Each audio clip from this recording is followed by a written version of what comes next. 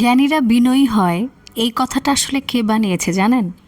সম্ভবত এমন কেউ যে চেয়েছিল আপনি প্রশ্ন না করে মাথা নিচু করে থাকুন। ছোটবেলা থেকে একটা কথা শুনে আসছি, জ্ঞানী মানুষ কখনো অহংকারী হয় না। কিন্তু একটু ভেবে দেখুন, জ্ঞান আর বিনয়ের মধ্যে আসলে সম্পর্কটা কোথায়?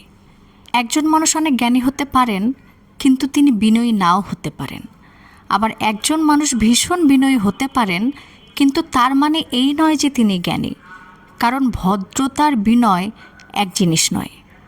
আপনি কারোর সঙ্গে হাসি মুখে কথা বললেন, বয়োজ্যেষ্ঠকে সম্মান করলেন, কারো বিপদে পাশে দাঁড়ালেন, এগুলো বিনয় দেখানোর অভিনয় নয়।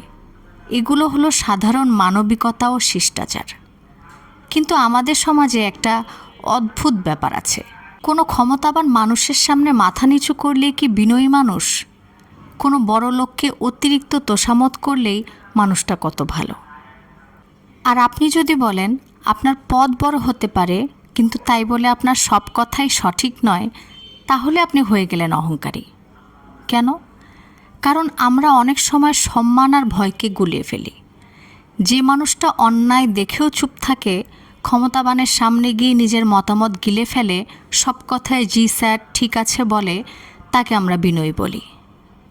অথচ যে মানুষটা নিজের মতামতটাকে স্পষ্টভাবে বলতে পারে, প্রয়োজনে ক্ষমতাবান মানুষকেও প্রশ্ন করতে পারে, সে হয়ে যায় অহংকারী। এখানেই সমস্যা। অহংকার আর আত্মমর্যাদা এক জিনিস নয়। একটা প্রশ্ন করি, নিজেকে ছোট করে দেখার নাম কি বিনয়?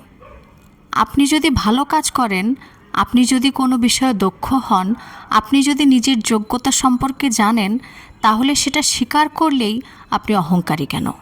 আত্মবিশ্বাস আর অহংকার এক জিনিস নয়। ধরুন, অফিসে আপনার বস একটা ভুল সিদ্ধান্ত নিলেন। আপনি জানেন সিদ্ধান্তটা ভুল, কিন্তু কিছু বললেন না। কারণ উনি বড় মানুষ, আমি ছোট। এরপর বাইরে এসে বললেন, আমি তো খুব বিনয়ী। না ভাই, এটা সবসময় বিনয় নয়, অনেক সময় এটা ভয়। অহংকার হলো আমি সবার চেয়ে বড়, আর আত্মমর্যাদা হলো আমি কারোর চেয়ে বড় নই, কিন্তু আমি কারোর পায়ের নিচেও নই। একজন আত্মমর্যাদা সম্পন্ন মানুষ কাউকে অপমান করবে না, কিন্তু নিজেকেও অপমানিত হতে দেবেন না। সে সবাইকে সম্মান করবে, কিন্তু অন্ধভাবে কাউকে পূজা করবে না। সে ভুল হলে ক্ষমা চাইবে, কিন্তু শুধুমাত্র মানুষকে খুশি করার জন্য নিজের সত্যকে বদলে ফেলবে না। তাই আমার কাছে বিনয়ের সবচেয়ে সুন্দর সংজ্ঞা হলো, নিজেকে ছোট করা বিনয় নয়, অন্যকে ছোট না করাই বিনয়। আপনি নিজের যোগ্যতা জানেন, নিজের মূল্য বোঝেন, তবুও অন্য মানুষের প্রতি সম্মান রাখেন। এটাই সুন্দর চরিত্র। কারণ সত্যিকারের আত্মমর্যাদা সম্পন্ন মানুষকে কাউকে পদদলিত করতে হয় না, আবার কারো পায়ের নিচেও পড়ে থাকতে হয় না। মাথা নত করার নাম সবসময় বিনয় নয়।